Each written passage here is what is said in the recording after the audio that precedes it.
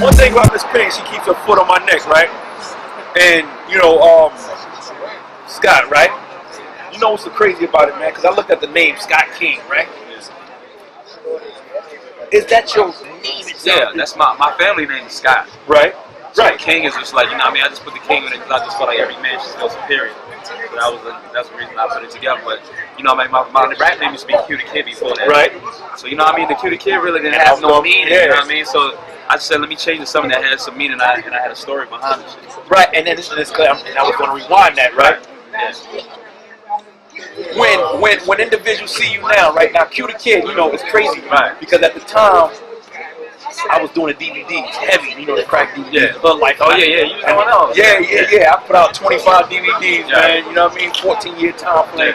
When I was at you dig what I'm saying? Right. Let's take it from there. You dig what I'm saying? And then show the transition. Right. Not only just the art of the music itself or whatever, but the growth in you. You know what I'm saying? From the name Q the Kid to, you know, where you come, you know, talk to me about it. I mean, Q the Kid from Flatbush, Brooklyn. Right. I mean, a lot of people get it mixed up. They know I live in Atlanta. Right. So I think I'm not from Atlanta. And that's what, Brooklyn, New York. So you know what I mean?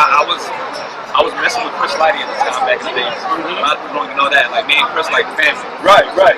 He was basically going to try to help manage the situation. Right. So you know what I mean? I started messing with Jermaine Dupree. I went to Atlanta. I did the Drumma soundtrack. Right. So I went to the Drumma movie. And I was messing with Jermaine, and then Jermaine came to with this situation with Procter & Gamble. Right. Where it was like a $10 million deal. So you know what I mean? He told me about the situation. He was like, "Yo, you wanna get on it?" And I was like, "Oh, it's like no artist get denied the situation." Right. He had $10 million in marketing, so you couldn't knock that. So we went to Def Jam, and that's when the trends. It started with the Q the Kid situation. We got up there, and then a lot of situations just went downhill. Right. With some other stuff. But you know, Q, you know, and I asked that because Right. you know, because everything is so viral based, you know, the name was out there. You know, you constantly see a pic, you know what I mean? You see this, you see the video, you get sort of a brief synopsis of who you are. You know what I'm saying? Of course, a lot of it may be tainted because we're thinking ATL based, you know what I'm saying? So you give us that. You there, right? You get that feeling, you like, when it started dropping, where did you go? Where did you go personally as an artist? Like what this that did the frustration begin? Oh nah. I mean, at the end of the day, you gotta understand, like, being an artist and being in the industry, I know how the game goes. Right. So it really didn't bother me. Like, most artists probably would have just been like, you know what, fuck it, I'm not doing this shit. Right. But I just knew my talent, I knew the work, so I was like, you know what, there's other avenues and there's other ways to take. You know what I mean? I just got my own little lab, got in the studio, and I just started grinding. So you invested in yourself? Right, yeah. I got a studio in my house. I mix and master my own shit. I don't want no help. Well, but did that forge it? Did that tell? Because you know, once again, you get in that situation, you're in limelight, you get a nice piece of change or whatever, you, bam! You know what I mean? This happens. You become frustrated. Some dudes go to the streets. Some dudes say, you know what, man, I'm going to go to that 9 to 5. But I want to ask this: do you like it or do you love it? I mean, I love this. I love the hip hop. But I don't like the politics aspect of it. Politics is a different ball game because at the end of the day, it's different than how it was back in the days when everybody was coming up. Right. It's like when back in the days, DJs used to love the record. Right. And they're gonna play the record. Now DJs gonna play your record just because you give a little cash in their pocket. I'm mad. That's gonna be trash. Right. So like that's why this stuff that I hate. It's like I'm over networking now. You know what I mean? But it's still a network thing because you have the network. But it's feel like I'm doing too much now, you know what I mean? Well, but do you think that it's a rebirth for you? I mean, yeah, it's a rebirth because the whole new Scott King, everything was like, because the people that don't know that I was Q the Kid never knew. So now when they hear it, they be like, oh shit, son nice. Right. So, not knowing that I've been doing this, you know what I mean? So, but you know the crazy shit is done, and I'm going to keep it 100. Right. So, Benny sends me that, right? So I got a slew of different things going on. So I see Scott King, right? I'm like, yeah, all right, cool. Usually times I freestyle with interviews. So I look at it, all right, you know, Benny with I got him, you know, like, I ain't gonna lie, I'm gonna do it on camera. We gonna, all right, Benny, I got you. You know, Benny, keep a foot on your neck. Nah, I got this day Terrell. So boom.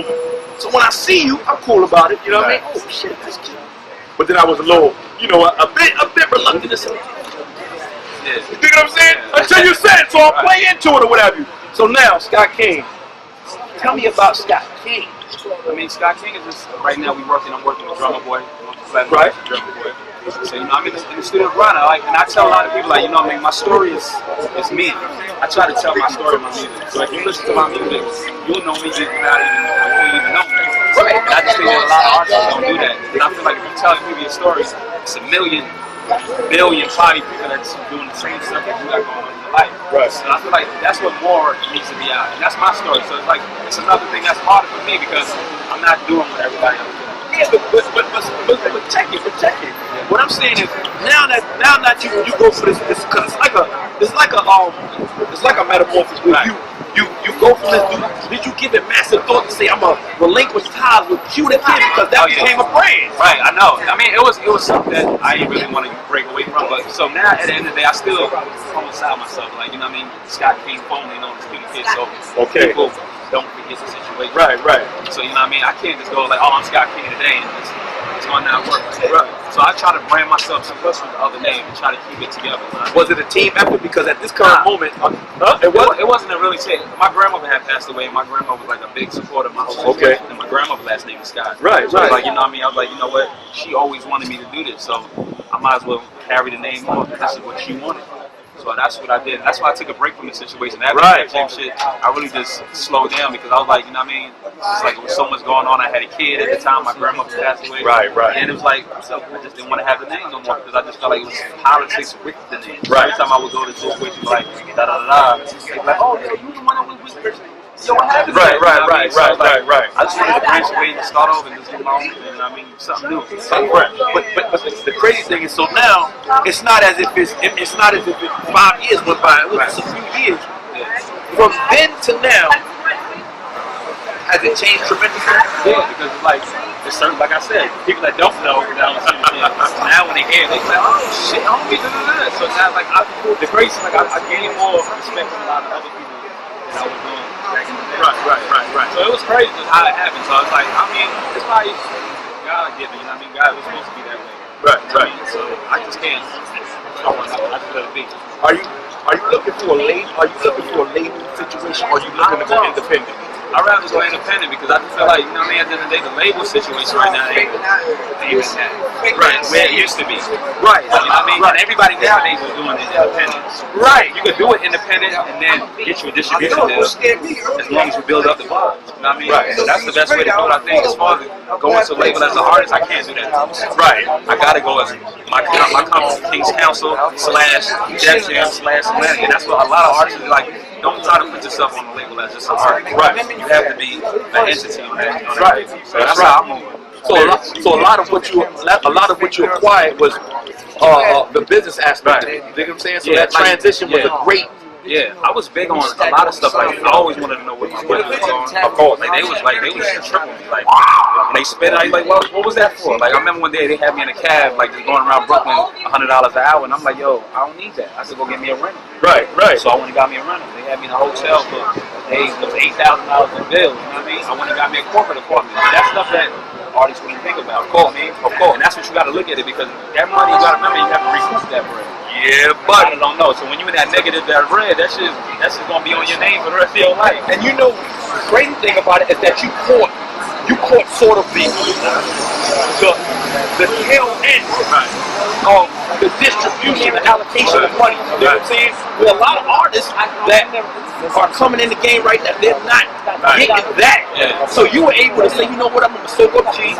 I'm not gonna take advantage of it because I realize that if I don't pop, you know what I mean? I'm in a situation. Right. That's what you gotta think about. You gotta think about the market. This shit could come and it could go. And that's my situation. How I think about it. Right. Like this shit could come and go, just like it did with this situation. Right. So you know what I mean? I was able to stack up this little bread and put it to the side because I was never into. I could have with that situation. I could have went and bought me a Bentley. Yeah. I had money. So you know what I mean? I could have went and did that, but I went and bought me a little car that I know I can pay for. Yeah. So at the end of the day, like you know what I mean? I had it. It looked good. Put some rims on it. Yeah, it was good. Right. So, you know what I mean? I was still reasonable in the aspect of doing what I do. Right. You know what I'm I was saying? able to buy because I was doing a lot of real estate for a minute. So I was buying houses in Atlanta. There you go. Trying to flip them. Yeah. You taught it to make sense. Right. Actually, you taught it to make sense, man. In closing, man, what is it that you want the world to know, man? I mean, I just want the world to know. I mean, it's out there. Never give up on your dream. Because, I mean, I could have gave up on my dream a couple of years ago with that whole situation. So never give up on your dreams. Always be determined and stick to what you like, man. If you got a talent, show the world what your talent is. And that's what I'm trying to do. You feel me? Oh, wow. Yeah. Man, so in closing, man, this is what we do, man. You know, I want to say, Q the Kid, formerly, Yo, Scott King. Scott King, you're right, formerly known as Q the Kid, man. It was a great connection, man. I like the fact that you didn't come up here and give sort of surface information. You were able to internally provide great information. You know what I mean? Where typically I interview people and they're in a situation and they lose a situation and they come back and they're like, so you like dogs, you are so dumbfounded. Right. I gotta erase the whole interview and shit, man. Just say, a lot of people like, yo, what's up with you and JD? I mean, I don't hate homie. I mean, homie was doing his job. He gave me an opportunity. I can't. What's your most popular social media site? My Instagram and my Twitter which is what? At Real Scott King, both of them at Real Scott King. Yeah. Appreciate you, baby. I appreciate it, man. We gonna make it happen.